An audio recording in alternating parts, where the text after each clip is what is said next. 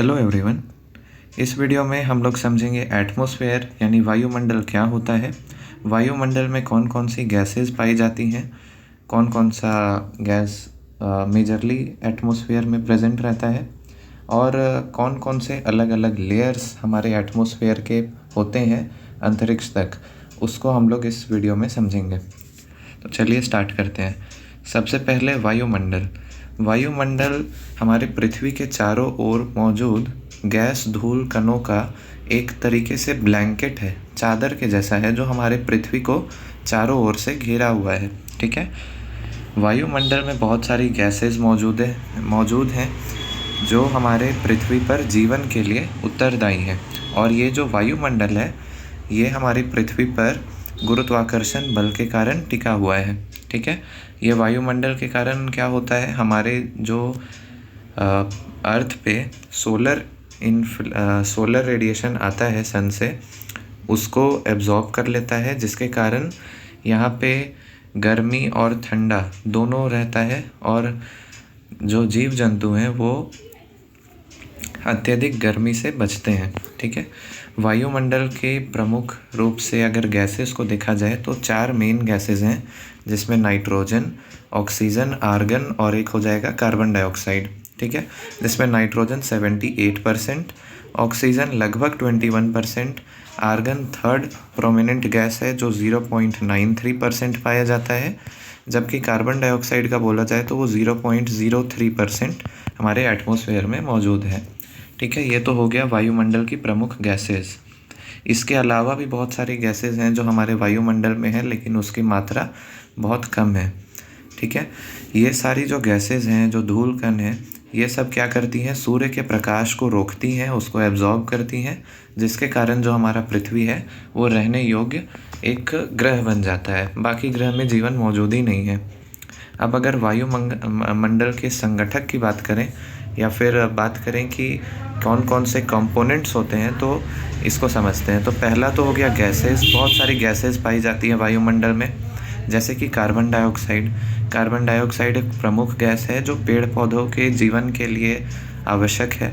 जब इसकी मात्रा बढ़ जाती है तो ग्रीन हाउस इफेक्ट हो जाता है, जिसके कारण तापमान अधिक बढ़ जाता है, जो हमारे पर्यावरण के लिए बुरा है। इसके बाद गैसेस में ओजोन भी आता है, जो कि सूर्य से आ रही यूवी रेज़ को रोकती है और इसके कारण हम लोग ह्यूमन पे जो स्किन कैंसर है ये सब बचता है। यूवी रेज़ अगर डायरेक्ट पड़ेगा तो स्किन रिलेटेड डिजीज़ बहुत ज़्यादा हो जाएगा। ओजोन की जो मात्रा है वो 10 से 50 किलोमीटर के बीच में अधिक पाई जाती है। इसके बाद हमारे वायुमंडल में जल वाष्प पाया जाता है। जल वाष्प यानी कि वायु में मौजूद नमी जो है वही जल वाष्प कहलाती है। इसके कारण क्या होता है, तापमान को ये बैलेंस करके रखती है, और जब जल वाष्प की मात्रा बढ़ जाती है तो उसके कारण इनस्टेबिलिटी का कंडीशन बन जाता है, यानी कि बारिश हो जाती है। ठीक है। उसके बाद आते हैं धूल कण।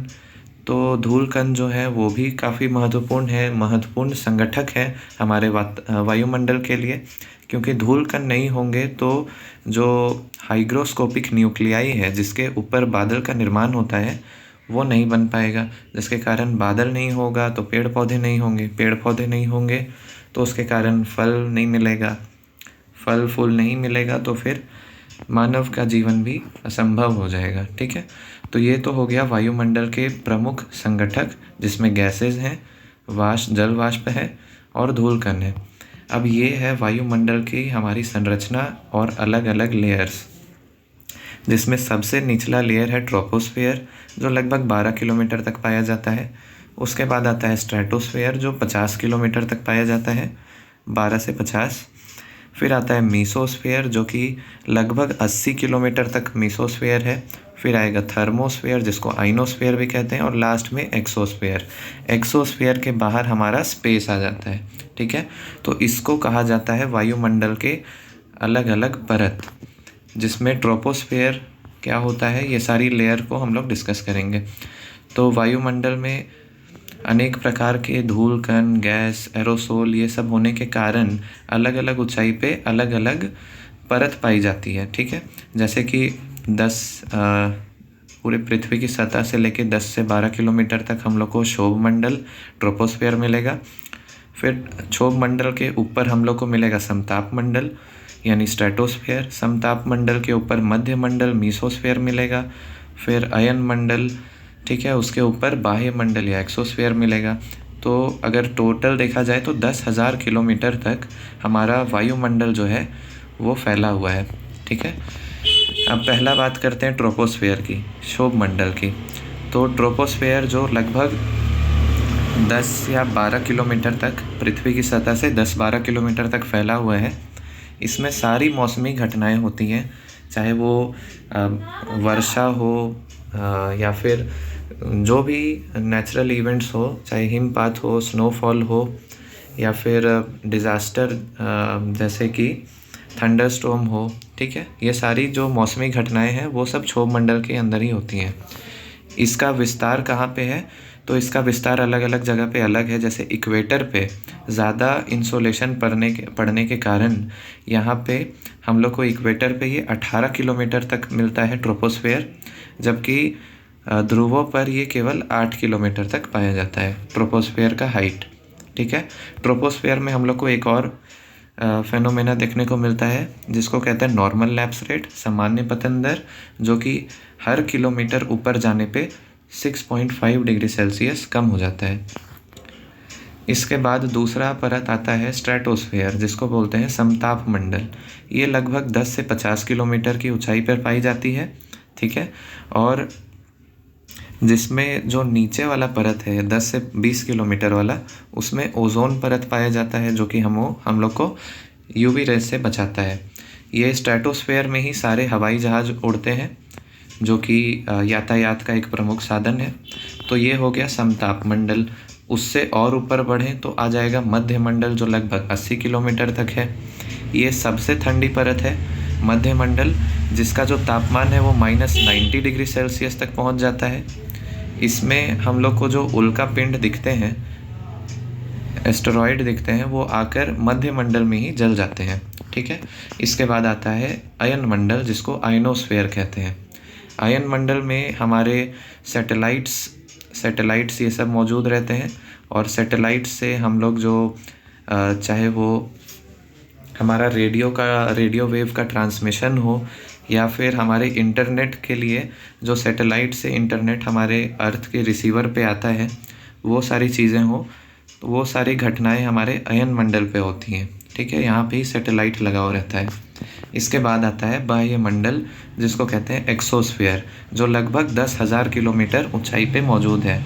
इसमें तापमान बढ़ते जाता है और फिर तो सूर्य आ जाता है। अच्छा, एक बात और, जैसे जैसे हम ऊपर की ओर बढ़ते रहेंगे वैसे वैसे तापमान में भी अंतर देखने को मिलता रहेगा।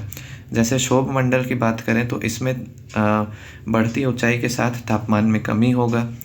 समताप मंडल में जबकि यही उल्टा हो जाएगा, जैसे जैसे ऊंचाई बढ़ेगा तापमान घटते जाएगा।